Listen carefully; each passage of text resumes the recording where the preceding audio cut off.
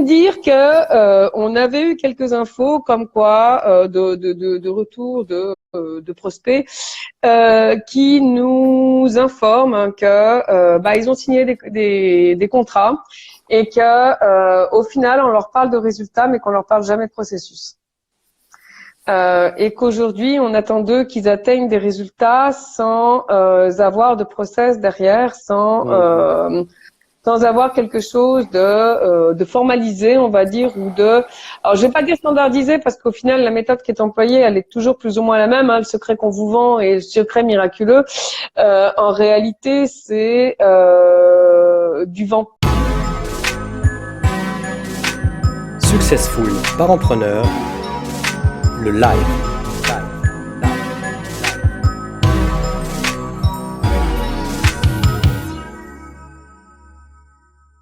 Il n'y a rien derrière. Et on y est passé avec Michael, donc on voit à peu près à quoi ça peut ressembler. Si vous n'avez pas l'esprit à établir vous-même le processus pour atteindre le résultat, vous allez patauger dans une espèce de bouillie où au final il va être très très compliqué d'arriver à atteindre quelque chose. Qu'est-ce que je veux dire par là? C'est Michael comme moi, quand on est passé dans ces processus, dans ces moulinettes de coaching, on va dire, l'avantage qu'on avait, c'est qu'on avait 20 ans d'expérience derrière nous. On avait 20 ans d'entreprise, on avait 20 ans de consulting, 20 ans de relationnel avec des chefs d'entreprise. Donc, ce qui nous manquait, c'était quelques clés plus de développement personnel et de déblocage qu'un processus vraiment formalisé pour atteindre un résultat. Aujourd'hui, qu'est-ce que je constate? C'est qu'on a à peu près 360 000 entrepreneurs qui sont arrivés sur le marché massivement l'année dernière, qui veulent travailler, qui ont une expertise technique, mais qui n'ont absolument aucune idée de comment on va mettre en place une entreprise. Et c'est pas en cherchant un résultat sans processus qu'on peut y arriver. Or, le processus, c'est quelque chose qui est formel, qui est pas à pas et qui impose très jolie plante derrière, qui impose de tenir compte de qui vous êtes, de votre entreprise et du résultat que vous voulez atteindre. Et si vous ne tenez pas compte de ces trois paramètres-là, vous ne pouvez pas implémenter un processus qui soit viable. Voilà, je ne sais pas si tu as quelque chose à ajouter, Michael. Oui, bien évidemment, j'en aurais énormément à ajouter. Premièrement, sur le plan émotionnel, c'est stressant. Et ça fait vraiment mal au cœur parce que c'est pas bon pour la profession, que ce soit consultant, que ce soit coaching, que ce soit accompagnant ou alors intervenant, on s'en fout comment on nomme la profession. Je pense que ça laisse un goût amer pour tous ceux qui sont intéressés justement par le fait d'être coaché, quoi. Et on se pose la question, à qui je peux encore faire confiance à l'heure actuelle? Et je pense que déjà, il faut être en clair sur ses propres besoins et ses propres valeurs. C'est d'ailleurs une partie du travail qu'on fait avec vous. Et je pense que quand on est en clair là-dessus, on sait déjà de ce qu'on a besoin et de quels besoins on veut répondre avec ce coaching-là. Comme tu disais, nous, on a eu la chance d'avoir quand même un certain gros background, donc on avait quand même suffisamment les bases et une solide fondation justement pour pouvoir se lancer. Moi, quand je l'ai fait à l'époque, et toi de ton côté, moi, c'était plus parce que je venais du dur, donc là où je monte dehors, c'était dans la rue, simplement sur le terrain, quoi, et pas en ligne. Et j'avais besoin de soutien pour être en ligne. Et je pense que ce qui manque à l'heure actuelle, c'est le manque de clarté sur l'effort à fournir, justement sur ce processus pour arriver à un certain niveau. À l'heure actuelle, on va tous vous dire, écoutez, on peut faire autant d'argent en si peu de temps, bla bla bla. Mais qu'est-ce qu'il faut faire? À quel prix pour faire ce chiffre d'affaires que vous aimeriez faire? Ou alors construire la plus-value que vous voulez apporter à vos clients? Mais qu'est-ce qu'il faut que je fasse pour apporter cette plus-value? Et ça, personne ou très peu vous en parle. Alors, c'est pas un appel à la révolte contre les autres, c'est simplement de vous montrer que avant de choisir un coaching, un accompagnement ou alors une intervention de spécialistes et de professionnels, posez-vous la question, qu'est-ce que j'attends de ces gens-là? Et soyez clair au départ sur ce que vous voulez et là où vous voulez aller. Et je pense que c'est important de le dire et nous, personnellement, on le fait proactivement. Donc, c'est-à-dire qu'on sélectionne, bien évidemment, que beaucoup le disent et beaucoup le font, mais on veut voir déjà, premièrement, si les gens sont à la hauteur et s'ils sont vraiment aptes à pouvoir faire ce qu'on attend de leur part. Il y a un énorme travail à faire derrière. Il y a un énorme travail. C'est ce que j'allais dire. On a le potentiel à vous emmener à faire. Nous, notre objectif, clairement, il est d'emmener, alors pas sur nos coachings, entre guillemets, pas sur la formation en ligne, sur les accompagnements, il est de vous emmener à faire un chiffre d'affaires mensuel de 10 000 euros. C'est à la fois beaucoup et peu, parce qu'on s'aperçoit très rapidement, une fois qu'on a déduit les charges, il reste pas tant que ça. Et ça implique, surtout quand on bosse en France, et surtout avec la loi qui vient de sortir là, début janvier, et qui fait que les micro-entreprises aujourd'hui vont être imposées à hauteur de 22%. Donc du coup, ça vous fait une grosse ponction supplémentaire qui va venir impacter votre chiffre d'affaires. Et c'est pour ça que je vous dis 10 000, c'est pas énorme quand on se met à son compte, mais c'est un chiffre qui vous permet d'avoir une certaine sérénité dans le développement. Simplement atteindre 10 000 euros, ça se fait pas en claquant des doigts.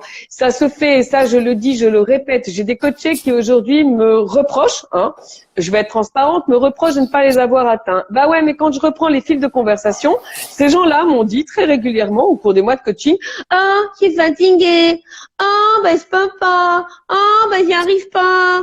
Alors, je suis désolée, je le fais un peu en mode gnangnan, mais moi le matin, je me demande pas si j'ai mal à la tête. Je me demande pas si je suis fatiguée. Je me demande pas si mes gamins ils m'ont empêché de dormir toute la nuit. Je sais que j'ai un planning qui est toujours le même. Parce que le seul moyen d'y arriver dans l'entreprise, c'est de répéter toujours les mêmes actions au même moment, tous les jours de la semaine, le samedi et le dimanche, compris. Je suis désolée, c'est bête et méchant. C'est pas agréable. C'est tout ce que vous voulez, mais c'est le prix de la réussite. J'ai 20 ans de carrière derrière moi. Je me suis mise à mon compte en tant que traductrice. Quand j'ai démarré, on m'appelait le vendredi soir pour rendre des traductions le lundi matin ou pendant les congés parce que personne ne voulait le faire. Qu'est-ce que j'ai tiré comme leçon de ça? Je me suis dit une chose très simple. Ok, je me repose le mercredi, jeudi. Je bosse comme une tarée du vendredi au mardi. Je me suis imposé ce rythme-là pendant 2 ans. En 2 ans, j'ai fait, et c'est simple. Alors, je me souviens pas de mon chiffre d'affaires de la première année. Je me souviens juste de mon infarctus. Quand j'ai reçu ma première feuille d'imposition où il était écrit que je devais 18 000 francs à l'État français. Et là, je suis restée figée. Je suis descendue, ma comptable était à l'étage en dessous. Je suis descendue en courant en lui disant « Tu t'es trompée, c'est pas ça, c'est pas ça que je leur dois. » Et elle m'a dit « Si, parce que tu as fait ça. » À l'époque, on n'avait pas d'aussi haut impôt qu'à l'heure actuelle, mais ça me paraissait colossal et ça vous donne une idée du chiffre d'affaires que j'ai fait ma première année. Je l'ai fait parce que j'étais régulière, parce que je me suis imposé un rythme. Et c'est ce rythme-là aujourd'hui que je ne trouve pas chez mes clients. Ils ont plein d'excuses pour ne pas faire. Quand on est entrepreneur, la seule excuse que l'on ait pour ne pas faire, c'est d'être dans le coma ou mort. Ouais. Alors oui, c'est dur. Oui, c'est méchant. Oui, c'est cinglant, dit comme ça. Mais on vous a... j'ai aujourd'hui des coachés, s'ils n'arrivent pas au résultat, c'est parce qu'ils n'investissent pas. C'est pas que je me dédouane, attention. Quand on me contacte, et certains peuvent vous le confirmer, quand on me contacte à 2 heures du matin, si je suis réveillée, je vous réponds. Et si ça dure 2 heures, ça dure 2 heures. Peu importe. Le propos n'est pas là. Le propos, il est que vous avez un effort à fournir. Et cet effort, il est constant, il est important. En termes d'investissement, parce que c'est ce qui va vous amener à votre réussite. On vous a fait avec Michael une formation pas à pas, mais alors plus guidé que ça, je crois qu'on peut pas. On vous a pris par la main et on vous emmène jusqu'à vos premiers 3000. Et en plus, si vous n'y arrivez pas, on est là, on est en tâche de fond. Ce que je disais tout à l'heure, on a fait une présentation avec Michael, j'ai reçu je ne sais pas combien de messages sur WhatsApp auxquels je devais répondre. Et encore, j'ai pas ouvert Facebook parce que je pense que sur le groupe, c'est la même chose. Donc, on est disponible pour répondre aux questions parce que si vous avez des questions, il faut y répondre maintenant. C'est pas en y répondant 3 jours après qu'on pourra vous aider. Par contre, nous, notre désir, non, c'est pas notre désir, c'est notre exigence. Quand on travaille avec vous, c'est que vous vous impliquiez, c'est que vous travaillez. Moi, les excuses, je suis maman. J'ai 2 enfants. Parfois, on a des contraintes. Eh ben, si la journée, elle se termine à 3 heures du matin, la journée, elle se termine à 3 heures du matin. Mais votre entreprise, elle doit être aussi importante que le reste. Alors oui, on s'appelle Successful Parentpreneur. Oui, on vous dit que il y a du temps pour les enfants. Mais ce temps-là, si vous savez bien le gérer, vous arrivez à caler vos enfants, votre mari, votre vie privée et votre entreprise. Mais ça implique de ne pas procrastiner et de ne pas perdre du temps sur des choses inutiles. Or, 90% des entrepreneurs aujourd'hui perdent du temps sur des choses inutiles. Tout à fait. Et ça, personne n'a le courage de vous le dire en face. Voilà. Donc, c'était un peu un coup de colère contre tout ce qu'on a pu lire ces derniers temps sur le coaching. Ok, les coachs ont leur tort parce que certains ne vendent qu'un résultat mais oublient complètement qu'il y a un processus derrière. On vous dit, faut vous focuser sur le pourquoi. Je suis d'accord. Le comment, il nous appartient généralement pas parce que souvent, on a de très belles surprises. Mais il y a quand même un minimum de processus en trame de fond à avoir. Moi, souvent, mes coachés, je leur rappelle, mettez des routines en place parce que les routines, elles vous apprennent la discipline. Et que la discipline, c'est la base et le fondement de l'entreprise. Michael, il vous fait des super tableaux. Moi, je suis fan de ces tableaux. J'adore ces tableaux. Mettez un chiffre, ça calcule. Non, je te jure, je suis fan de tes tableaux. C'est l'artiste du tableau. Il vous donne des outils. Si vous les utilisez, sincèrement, vous n'avez même pas à vous casser la tête à essayer de créer l'outil. Il est créé. Après, il faut le remplir en fonction de ce que vous voulez, de ce que vous attendez, de vos coûts, de vos charges, de votre vie. Ça, c'est une réflexion qu'on vous demande de faire et on vous demande de la faire sérieusement, pas sur un coin de table en disant « Oh peut-être non. » Non, un chiffre d'affaires, c'est pas au doigt mouillé que ça se juge. Alors oui, je suis en colère. Oui, ce soir, je suis en colère parce que j'entends je vois des tas de coachés qui se retournent contre leur coach. Alors oui, certains coachs sont en tort parce qu'on n'a pas de processus derrière. Mais de ce que je vois, moi, de ce que j'ai vu dans mes groupes, j'en ai 50% qui ont attendu sur leur canapé que quelque chose tombe du ciel. Ça, c'est mauvais message qu'on donne aussi en général. Hein. La plupart des gens te disent « tu fais rien ». Combien de fois j'ai des invitations, tu n'as rien à faire, juste 30 secondes par jour, tu gagnes 5 euros. Comment en 30 secondes gagner 5 euros quoi? C'est ça. Alors, ça fait 10 pour euros terminer, la minute, oui, aujourd'hui avec Michael, on a des journées où on va vous dire qu'on travaille 3 heures, 4 heures par jour. Ok. Qu'est-ce qu'on appelle travailler? Travailler, c'est quand on fait des trucs chiants. C'est quand on vous montre des tableaux. C'est quand il faut qu'on télécharge pendant 3 heures sur YouTube parce que les vidéos, elles passent pas ou qu'elles mettent un temps fou à passer. Ça, c'est du travail parce que ça nous demande un effort. Le reste du temps, Michael comme moi, on va lire. On va travailler avec nos clients. Ah non, moi dans le travail, j'inclus la prospection parce que j'aime pas ça. Mais voilà. Travailler, c'est faire ce que vous n'aimez pas. Et travailler, oui, on travaille 2 heures par jour. En réalité, si on est honnête, on s'arrête jamais parce que on n'est pas dans le travail, on est dans la passion. On aime ce qu'on fait, tout simplement, parce qu'on le fait comme on est, quoi. Ouais. Mais et là, c'est bien kiffant. Mais parce qu'on a un processus. Voilà, parce qu'on a un processus. Tout à fait. Et parce qu'on a déployé l'effort avant. Ouais. Tout à fait. Et on n'est pas arrivé, on s'est pas mis entrepreneur en se disant on travaille 2 heures. Moi, quand je me suis mise à mon compte il y a 20 ans, je travaillais 20 heures par jour. Ouais. Alors, ok, je gagnais super bien ma vie. J'étais célibataire, c'était très bien. Mais je bossais 20 heures par jour. Ouais. Mais c'était un choix. Et le choix, c'était de monter et de lancer mon entreprise. Une fois qu'elle a décollé, vous pouvez réduire votre temps de travail. Parce que vous mettez des employés en place. Mais parce que vous avez des processus. Et tant que vous n'avez pas ces foutus processus, le résultat, il peut pas être là derrière. C'est clair. Voilà. Et il n'y a pas la base pour un automatisme derrière parce que tout le monde veut un truc qui tourne en fond. Mais un business avec de l'humain, on ne peut pas mettre des machines pour prendre des décisions humaines. Les machines ne peuvent pas le faire. Elles vous diront un oui, elles vous diront un non. Mais sur le plan émotionnel, les machines… Et de l'acquisition entre guillemets automatique de clients, ça a un coût. Je veux dire, quand il faut par mois que vous injectiez 10 000 ou 30 000 euros pour récupérer 70 000 euros de coaching, ça a un coût. Et ça, c'est faisable à partir du moment où vous avez des processus qui tournent et où vous êtes sûr de vos processus, donc ils ont été éprouvés. Donc ça ne se fait pas du jour au lendemain.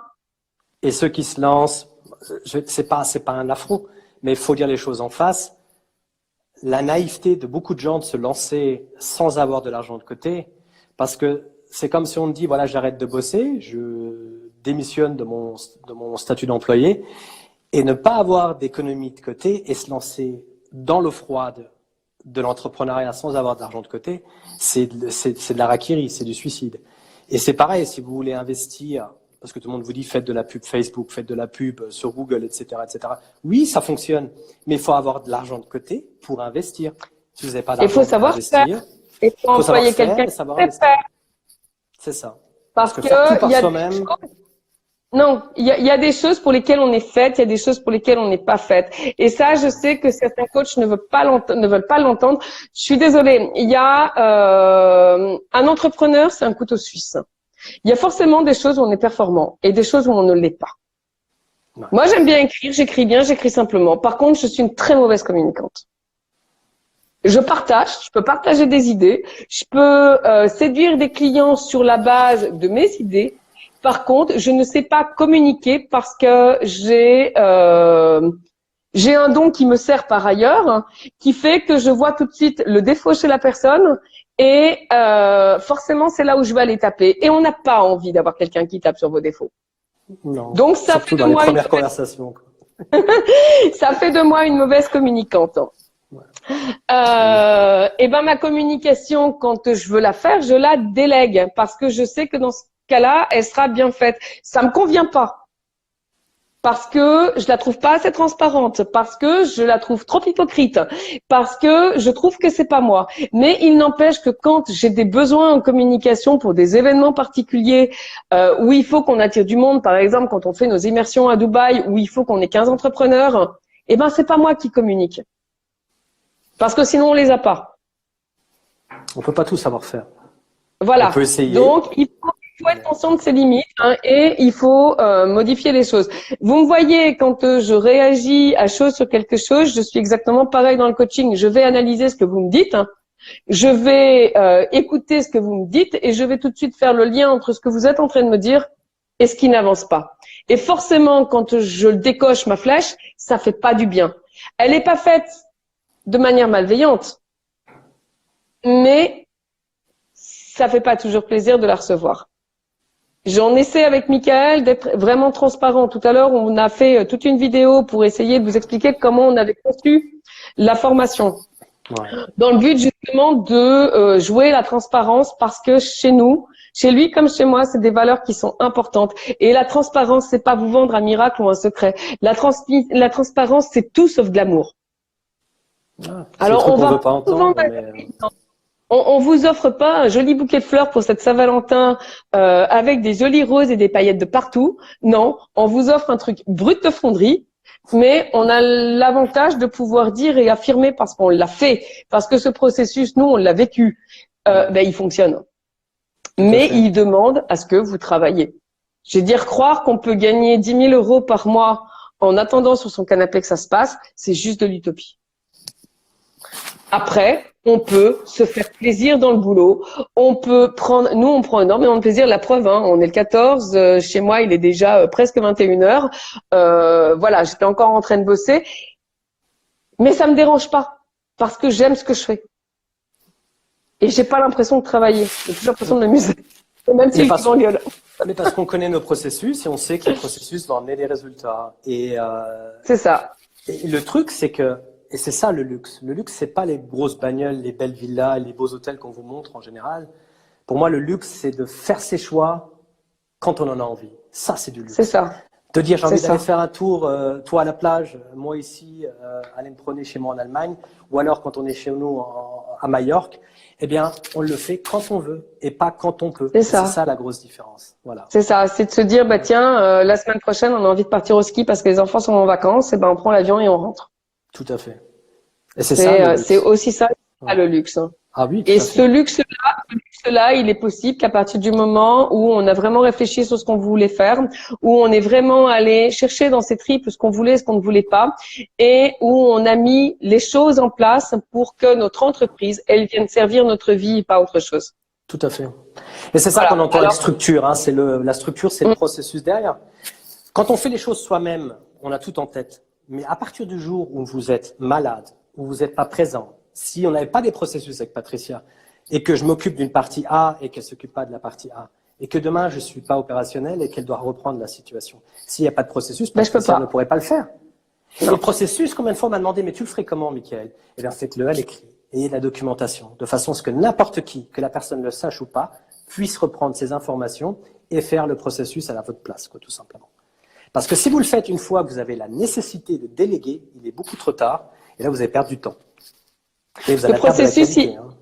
Le processus, il vient pas entacher ni votre authenticité, ni ce que vous faites, ni la passion que vous y mettez. Le processus, il vient simplement organiser tout ça pour gagner du temps. Et quand on gagne du temps, on gagne de l'argent. Et souvent, quand on gagne du temps et de l'argent, on gagne de la confiance. Déjà en soi. Et après, on permet à nos clients d'avoir davantage confiance en nous.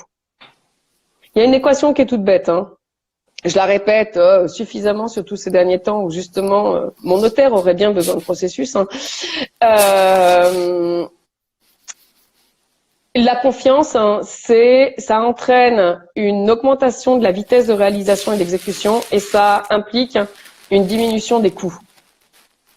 Et donc, quand on gagne du temps et qu'on baisse ses coûts, quand on travaille sur la base de la confiance, ben on a tout gagné. Ah ouais, le chiffre il monte, les bénéfices aussi. Voilà, et notre temps se libère. Tout simplement.